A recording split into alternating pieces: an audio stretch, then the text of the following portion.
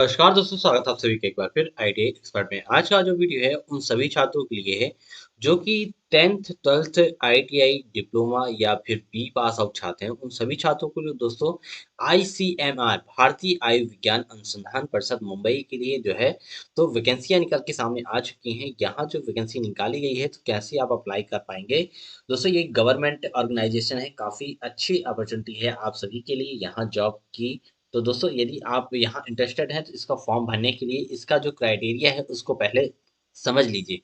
तो दोस्तों इसका नोटिफिकेशन जो है तो जारी कर दिया गया है। उस नोटिफिकेशन में सारी डिटेल्स बता दी गई हैं। मैं आपको ले जाता हूँ आप उस ऑफिशियल नोटिफिकेशन की ओर और बताता हूँ कि सारी प्रोसेस कैसे रहने वाली है, फॉर्म कब से कब तक भरे जाएंगे, लास्ट डेट क्या रहने वाली है, प्रोसीजर क्या रहने वाला है। दोस्तों ये आईसीएमआर के द्वारा ये नोटिफिकेशन जारी किया गया है। इस नोटिफिकेशन में देखिए बताया गया है कि सबसे इम्पोर्टेंट पहली बात समझ लीजिए कि यहाँ जो वैकेंसियाँ निकली हैं तो ये जो वैकेंसी है आईसीएमआर मुंबई के लिए यहाँ वैकेंसी निकाली गई है। तकनीकी सहायक टेक्नीशियन 1 प्रयोगशाला परिचायक लैब अटेंडेंट रिक्त पदों की भर्ती के लिए यहाँ वैकेंसियाँ निकाली गई हैं। अधिक जानकारी के लिए आप इनकी जो ऑफिशियल वेबसाइट है इस वेबसाइट से भी जाके चेक कर सकते हैं। ठीक है, अब इसमें कुछ महत्वपूर्ण पहले डेट्स के बारे में समझ लीजिए। तो ऑनलाइन पंजीकरण और ऑनलाइन आवेदन भरने के लिए आपको इसकी जो ऑफिशियल वेबसाइट है इस वेबसाइट पे आपको जाना होगा। इस वेबसाइट में जाने के बाद देखिए जो है तो 16 अक्टूबर से यहाँ जो है तो फॉर्म फिल किए जाने रहे हैं। ठीक है, ऑनलाइन पंजीकरण और ऑनलाइन आवेदन प्रस्तुत करने की जो अंतिम तिथि है, लास्ट डेट है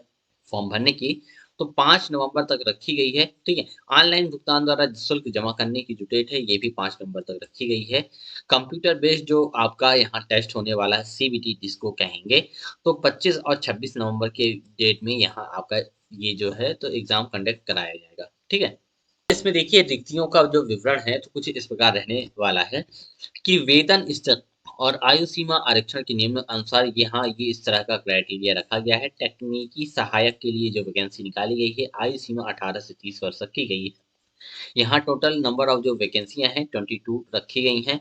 ठीक है, और इसमें दोस्तों जो है तो आपको यहाँ और सेकंड वाली जो पोस्ट है टेक्नीशियन की, तो यहाँ टेक्नीशियन के लिए देखिए आयु सीमा 18 से 28 वर्ष रखी गई है। यहाँ टोटल जो वैकेंसियां हैं तो 21 वैकेंसियां निकाली गई हैं। ठीक है, इसके बाद देखिए प्रयोगशाला परिचायक यहाँ 31 वैकेंसियां निकाली गई हैं। ठीक है, अब दोस्तों इसमें जो पद हैं तो पद के लिए यहाँ देख लीजिए कि भरे जाने वाले पदों का जो विवरण है। यहाँ पद कोड जो यदि हम बात करते हैं टेक ईएल, ठीक है, यहाँ जो डिप्लोमा वाली कैंडिडेट्स के लिए वैकेंसी निकाली गई हैं तो इसमें टेक्नीशियन इलेक्ट्रिकल यहाँ आपसे मांगा गया है। ठीक है, इसके बाद ये आयु सीमा जो आपकी है तो 18 से 28 साल रखी गई है। इसके बाद यहाँ अनिवार्य योग्यता जो है तो विज्ञान विषयों में 55% और साथ में 12वीं या इंटरमीडिएट और मान्यता प्राप्त संस्थान से इलेक्ट्रिकल इंजीनियरिंग में कम से कम 1 वर्ष का डिप्लोमा आपका यहाँ मांगा गया है। ठीक है, दोस्तों यहाँ देखिए आयु सीमा में जो छूट के लिए यदि हम देखें तो यहाँ देखिए एस टी एस सी वालों को 5 साल है, ओबीसी के लिए 3 साल है, पीडब्ल्यूबीडी वालों को 10 साल है, पीडब्ल्यूबीडी ओबीसी को 13 साल है और पीडब्ल्यूबीडी एससी एसटी वाले जो कैंडिडेट्स हैं उनको 15 साल की यहाँ छूट दी गई है। ठीक है, तो इस तरह से बेसिक क्राइटेरिया ये छूट का रखा गया है यहाँ। इसके बाद देखिए यहाँ सिलेक्शन का जो प्रोसीजर रहने वाला है तो यहाँ योग्य उम्मीदवारों को ऑनलाइन कंप्यूटर बेस्ड टेस्ट होगा, उस पे आपको उपस्थित होना होगा जिसकी जानकारी प्रवेश पत्र एडमिट कार्ड के माध्यम से आपको दी जाएगी। समान शैक्षणिक योग्यता वाले पदों पर कंप्यूटर बेस्ड टेस्ट आयोजित किया जाएगा। एक से अधिक पदों के लिए आवेदन करने वाले चयनित उम्मीदवारों को दस्तावेज सत्यापन के समय सावधानी से अपनी पद अनुसार पसंद को सूचित करना होगा। दस्तावेज सत्यापन के समय दिया गया विकल्प ही अंतिम विकल्प होगा। ठीक है, इसमें कंप्यूटर बेस्ड जो आपका टेस्ट होगा, दस्तावेज का सत्यापन होगा जहां लागू हो आईसीएमआर आईएनसीआर एसएच।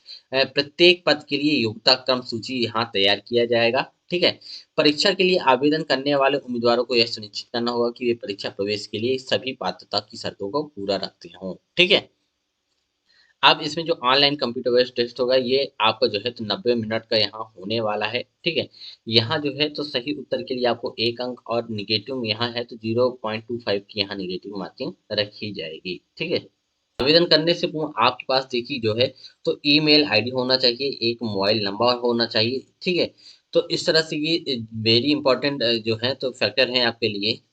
तो यदि हम आवेदन शुल्क की बात करते हैं तो दोस्तों यहाँ जो है तो अनारक्षित और ओबीसी पुरुष उम्मीदवारों को यहाँ 300 रुपए की छूट दी जाएगी एवं एससी एसटी महिला शुल्क के जो है तो निःशुल्क रखा जाएगा। साथ में दिव्यांग जनों के लिए भी यहाँ जो है तो शुल्क नहीं लगेगा। ठीक है, ये तो उस समय आपका ऑनलाइन आवेदन का प्रिंट आउट होना चाहिए। उसके बाद आपके पास यहाँ मैट्रिकुलेशन का सर्टिफिकेट, शैक्षणिक योग्यता का पूरे जो प्रमाण पत्र, डिग्री, डिप्लोमा, आईटीआई की जो प्रमाण पत्र है वो आपके पास होना चाहिए। भारत सरकार के निर्धारित जाति प्रमाण पत्र आपके पास होना चाहिए। भारत सरकार की निर्धारित यहाँ दिव्यांगजनों का प्रमाण पत्र दिव्यांगजनों के पास होना चाहिए।